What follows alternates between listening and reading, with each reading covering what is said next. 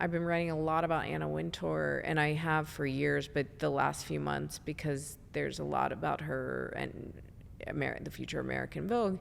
The thing that I've learned about reporting on her, she really looks ahead.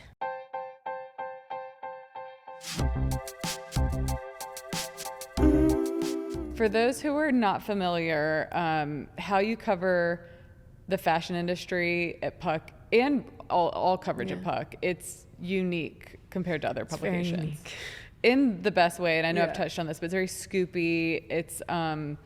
It includes elements of like industry speculation. There is that aspect of like inside baseballness to it that you talked about. You've described your reporting as what happens in between the press releases. Yeah. Can you explain your process a bit, and how does this job look different from past ones that you've had? The best way I could describe it, and I am still it's still a thing I need to go back and think about every day. Mm-hmm. So it used to be that I would have a notes page with notes about a company that could be 2 years long, where I would just plop in, if I got a little tidbit of information, I would plop it in. I always have like running story lists, but now I honestly have less because I'm writing so much, and also I really try to write to the tone of what's happening in the culture connected to the fashion industry. But I would say it's very iterative. So usually you would like do all your reporting and do a big story.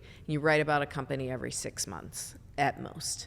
Here I write about companies every single week. And so in today's newsletter, I had a small item about there's going to be this show about Barney's that the people who did Gossip Girl are developing. And I found out that they are working on opening some sort of Barney store concept. Whether or not that's going to be permanent, I have no idea. But usually, if I was working somewhere else, I would hold that information and keep finding it until I knew exactly every single element of it. And I know this part is correct, so next week I'll have a little bit more, and next week I'll have a little bit more. And so that's it's sort of, you're sort of layering on the conversation rather than just kind of putting it all out there. The thing that's so fun about Puck is, I'm talking to C-suite executives constantly, and these people really trust me with a lot of information.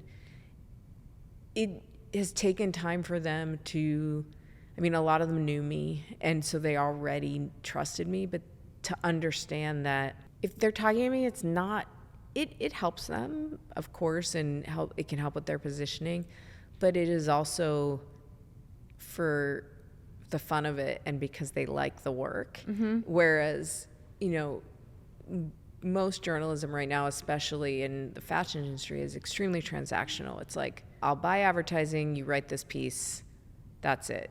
And then we'll sell clothes, or we'll sell a handbag because you wrote about it. That is not, we're doing it I think it's burnishing the industry itself and giving it weight compared to these other big industries. But it's not about like trying to help them sell clothes directly. And so that is different. It's so refreshing. Having started Argent exactly 10 years ago and watching the transformations happen, the pay-to-play model, it's so inauthentic, and customers can root out inauthenticity in a half a second. Yeah. And I think that it has undermined just like all of these publications that have been built up over years, and any credibility they had, a lot of them, because it's just this pay-to-play. Yes. And I think that it ends up just having a diminishing return for all parties. Totally. It's not, nobody wants to read that stuff, and people don't really want to read a lot anyway. Yeah, totally. So it just it has no value. It's just a sort of the way things have always worked. And I did an interview a couple of months ago where the journalist said it's a retraining of people. And so I think, you worked in tech. I just approach it the way a tech reporter would, or a business reporter. And some people who work in the industry understand that because they worked outside of the industry, but some people don't. Mm-hmm. Like, they'll be like, but that's not how we do it. Mm-hmm. And I'll say, but this is how the world actually works. And I always say, I'm number one. This industry is just going to get bigger and more closely watched. And as that happens, there are going to be more people covering it in a more rigorous way. I mean, that is what I would say. I'm not saying that's my goal, but that's what I would hope happens, that there is just much more examination, because it will be better for it. I would love to close out by asking some advice. So the work you're doing at Puck is so indicative of how people consume media, not just fashion media. I think all pillars are, I'm consuming all of it, you know? Amazing. It's so great to hear. Yeah, it's just, it's meeting the moment and evolving with, you know, where we are, I think. Thank you. What's one piece of more old school advice aspiring journalists should follow to be successful today? And what's one thing they should be doing to stay on the cutting edge? Pick up the phone. I remember when I was at BOF, I had moved to LA, and it was during COVID, and we were all remote working, and I met with one of the younger writers when I came to New York, and she said, "How do you get sources?"